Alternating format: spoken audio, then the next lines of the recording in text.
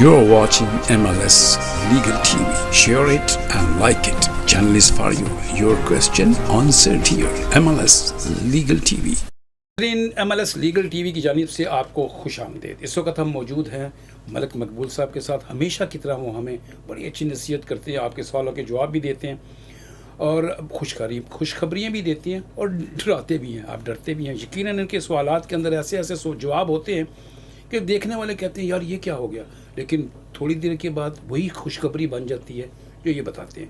आज हम इनसे सवाल करेंगे। सबसे पहले इनका शुक्रिया भी अदा करेंगे। मलिक साहब बहुत बहुत शुक्रिया, आप अपना वक्त देते हैं और आज हमारे व्यूवर के साथ हम मौजूद हैं। फिर आज हमें ये बताते हुए बड़ी खुशी हो रही है कि आपने एक ख़त लिखा था हमारे जो सेक्रेटरी थे कि इस होम सेक्रेटरी को कि हमारे जो सैलरी की जो लिमिट है वो कम की जाए, और वो ख़त भी हमने अपने व्यूवर्स को दिखाया था। उसमें बताइए कि कुछ कोई अचीवमेंट हुई, कुछ आगे काम बढ़ा इसमें? देखिए, पहली तो बात ये लोगों को ज़रूर बतानी चाहिए कि 6 फरवरी से IHS जो चार्जेस है ना, जो इमिग्रेशन हेल्थ सर्च चार्जेस है, वो बढ़ रहे हैं फ्रॉम 624 पाउंड टू 1035 पाउंड पर आनम। इसका मतलब है कि जिनको 2.5 साल का वीज़ा मिलता था ना पाकिस्तान से या इंडिया से या कई मुल्कों से, उन्हें 3 साल की IHS चार्ज देनी पड़ती थी 2.5 साल के वीज़े पे, और वो थी पहले 1800, वो बढ़ के 3300 हो रही है। 3300 वो हो जाएगी। अच्छा, राइट। और ये 6 फरवरी से लागू होगी। 6 फरवरी ये कानून बन गया है। ठीक। और दूसरी बात जो आपने कही थी, ये तो आपने डराने वाली बात है, खुशी वाली बात क्या है? नहीं, खुशी वाली बात ये है कि आपने कहा था कि ये 38,700 पे ले जा रहे थे जी, जो इनकम थ्रेशोल्ड है फॉर स्पाउस वीज़ा। लेकिन जैसे हमने उस वक्त भी होम सेक्रेटरी को लिखा था कि people can not afford it, तो उन्होंने डाउनग्रेड करके इसकी 29,000 कर दी है, जो इम्प्लीमेंट होगी अप्रैल से। ये credit goes to you then. Thank you very much sir. लेकिन ये तो मेरा काम है to work for the people. लेकिन ये इतनी खुशी की बात नहीं है कि वो कह रहा है कि by end of 2025 I am gonna take the level back to 38,700। लेकिन जैसे लोधी साहब कहते, डरने की बात नहीं है, इलेक्शन भी है बीच में, so let's see what happens. बिल्कुल, ये जो इलेक्शन आते हैं तो इस किस्म की चमत्कार है, इस किस्म की ऊंच नीच होती है, लोगों को डराया भी जाता है और खुशखबरी भी दी जाती है।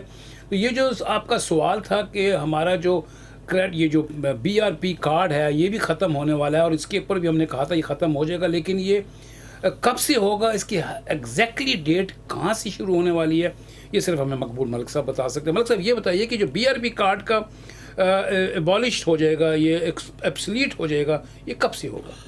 देखो, जो कार्ड आ रहे हैं ना लोगों को जिनके पास इंडेफिनिट लीव भी है, वो आ रहे हैं 31 दिसंबर 2024, एंड ऑफ दिस ईयर। अच्छा, वो सारे एब्सोल्यूट हो जाएंगे। उसके बाद आपको इलेक्ट्रॉनिक एक कोड मिलेगा जो आप कहाँ भी जहाँ भी देंगे वो आपका होगा कि आप इस कंट्री में रहते हैं और आपको क्या क्या अलाउड है, काम अलाउड है कि नहीं अलाउड, कितने घंटे है, या जो भी है उस पे होगा कि आपके पास कौन सा वीज़ा है। वो उसी वक्त उस कोड से वो इमिग्रेशन को भी पता चल जाएगा और आपके एम्प्लॉयर को भी पता चल जाएगा। तो वो code instead of BRP card वो हर किसी को ईमेल पे एक इलेक्ट्रॉनिक कोड दे देंगे। क्योंकि अभी तक तो ऐसा हो रहा था कि अगर आप कहीं मकान किराए पर लेते हैं या कहीं काम करते हैं तो वो BRP कार्ड की फ़ोटोकॉपी वो जो एम्प्लॉयर है या टेनेंट है वो रख के देख लेता था कि आप वाकई यहाँ पे लीगल हैं या इलीगल हैं, या आपका स्टेटस क्या है। मलिक साहब से हम ये पूछेंगे कि इसके बाद जिस वक्त ये कोड मिल जाएगा तो वो कोड अगर वो ना शेयर करें तो उस सूरत में वो रोक सकते हैं? इट्स इलीगल टू गिव, अगर आपको you have to be the policeman. ठीक। लोधी साहब, ये ना जो कोई भी आदमी जिसने मेरा किसी को एम्प्लॉय करना है ना, he has to take care कि जिसको वो एम्प्लॉय कर रहा है क्या उसके पास राइट ऑफ एम्प्लॉयमेंट है। जब ऐसे ही है जैसे आप कह लें कि एयरपोर्ट हीथ्रो या मैनचेस्टर या किसी एयरपोर्ट पे आते हैं तो वो इमिग्रेशन ऑफिसर का काम है कि वीज़ा देखना। ठीक है। तो वो वीज़ा नहीं, अब इलेक्ट्रॉनिक कोड होगा। कोड यानी वो अगर टेनेंट या एम्प्लॉयर उससे कोड मांगे तो उसको देना पड़ेगा। हाँ वो देना पड़ेगा और तो उसका रिकॉर्ड रखना पड़ेगा और वो एम्प्लॉयर को रखना हाँ उसका चेक करना पड़ेगा, स्पेशली टेनेंट्स को भी अब तो ना उसका भी चेक करना पड़ेगा तो ये इलीगल तो नहीं है, राइट। उनके भी आपको कोड रखने पड़ेंगे और प्रिंट आउट रखना पड़ेगा कि ये मैंने चेक किया था। और ये याद रखना एम्प्लॉयज के लिए, जब आप चेक करते हैं ना उनके पास रिकॉर्ड होता है कौन सी डेट को आपने चेक किया है, राइट। कई बार लोग फंस गए और बाद में चेक करते हैं, दो उनके पास राइट्स होता है लेकिन उन्होंने चेक नहीं किया होता, ये भी एक ब्रीच है। ये भी एक ब्रीच है। और अपना जो आपका कोड है वो जो भी जिसको भी आप देंगे वो उसके पास सेफ रहेगा, वो कहीं आपका ये शेयर भी हो सकता है। अगर मेरे पास कोड आया मैंने किसी और के साथ शेयर कर लिया, ऐसा तो नहीं हो सकता। देखिए उसका तो सारा जो आप सिस्टम कहते हैं, we are always thinking of negativity, positivity is a good way of securing your code and किसी को अपना बीआरपी कार्ड नहीं है, it's all electronically digitally monitored. सही है, ठीक, सिंपल एज दैट। तो इसमें घबराने की बात नहीं है। और जहाँ भी आप काम के लिए जाएं या किराए पे दें या कहीं पे भी आपसे कोड मांगा जाए तो आप उसको कोड दें अगर वो आपके साथ लिंक है तो। और ये जो बीआरपी कोड है, जैसे मलिक साहब ने बताया कि आने वाले वक्त में जो बिल्कुल ये ऑब्सोलीट हो जाएगा और आपको एक इलेक्ट्रॉनिक कोड मिलेगा। चलते हैं हम छोटी सी ब्रेक के बाद मिलते हैं। Malik Legal Solicitors. When your rights are at stake, you need experienced lawyers. Our experienced team of professionals can assist you in all matters, including immigration, civil litigation, criminal law, commercial law, family law, hearing loss, personal injury, RTA, entrepreneur, JR applications. Call us 0161 7956 0161 795 6217 Malik legal solicitor. और हमारे पास एक मेहमान भी हैं, उनका भी एक सवाल है। वो कहते हैं कि जी मैं बहुत दूर से आया हूँ और मलिक साहब से मैं ख़ुद सवाल करना चाहता हूँ और मैं यहाँ से थोड़ी देर के लिए इजाज़त चाहूँगा और अपने मेहमान से कहूँगा कि वो यहाँ आकर बैठें और मलिक साहब से सवाल करें। नाजरीन, हमारे साथ अभी असलम जलाल साहब आए हैं और ये काफ़ी अपने सोशल वर्कर भी हैं और मैं तो इन्हें जानता हूँ बचपन से। He has helped a lot of people in this country from when I was a little child and he's always been helping। तो इनकी ये गुडविल है और इनके पास कोई सवाल है मुझसे पूछने का। देखते हैं ये क्या सवाल करते हैं। जी असलम साहब। बहुत बहुत शुक्रिया जनाब मेरी तारीफ़ करने का। तो मैं अभी चूँकि केयर होम्स का काम कर रहा हूँ और वर्क परमिट में इशू कर रहा हूँ। आज मेरे क्लाइंट फैसलाबाद, उन्होंने मुझे क्वेश्चन किया कि जनाब 11 मार्च को ये जो नया लॉ आ रहा है इसके साथ वो अपने बच्चे नहीं ला सकेंगे या वो इसके बाद कोई किसी किस्म का यहाँ काम नहीं कर सकेंगे।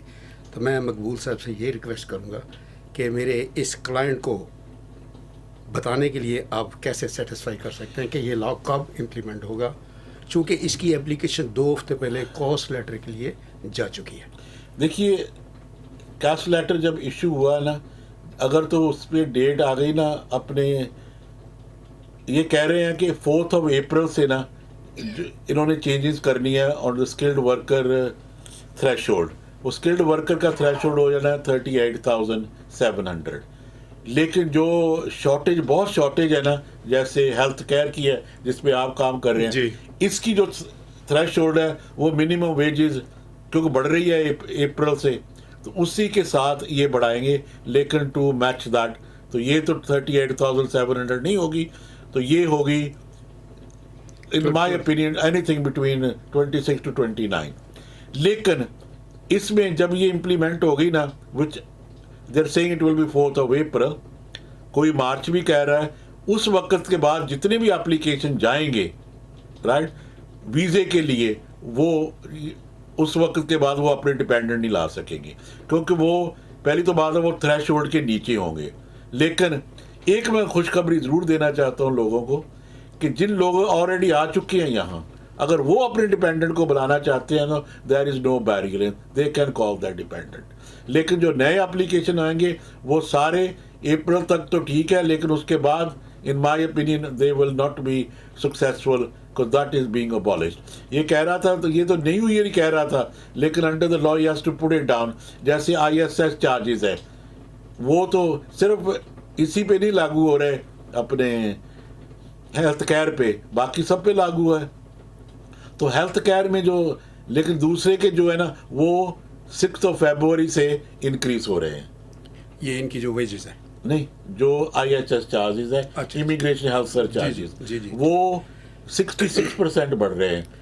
तो मेरा मकसद आपसे सवाल करने का यही था कि ये जो 11 मार्च को ये जो टिकटॉकर ये अफवाहें फैला रहे हैं वो गलत है। वो 4 अप्रैल से है, जो जहाँ तक हमारी है, मेरा मतलब जो गवर्नमेंट वेबसाइट है और सब कुछ कर रहे हैं वो अप्रैल से कर रहे हैं।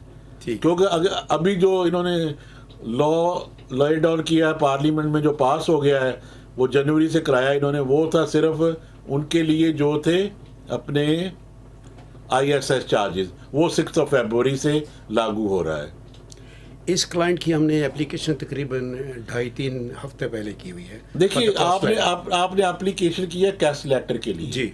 वो कैश लेटर तो इश्यू जब हो गया उसके बाद उसकी स्टार्ट डेट भी आएगी आपसे, जी। राइट, कि कब होना है पता नहीं, आपने अप्रैल में लेना है कि मार्च में लेना है। अगर तो लॉ उससे पहले, एप्लीकेशन करने से पहले लॉ लागू हो गया तो फिर तो ये अपने डिपेंडेंट नहीं ला सकेगा। लेकिन अगर उस वक्त तक जब इसने एप्लीकेशन की, कैश की एप्लीकेशन ही जब इन्होंने अपने वीज़े के लिए एप्लीकेशन की, उस वक्त काउंट होगा कि उस वक्त लॉ क्या था। फिलहाल तो नहीं है ना सर? नहीं, बिल्कुल। Thank you very much. Thank you. You're watching MLS Legal TV. Share it and like it. Channel is for you.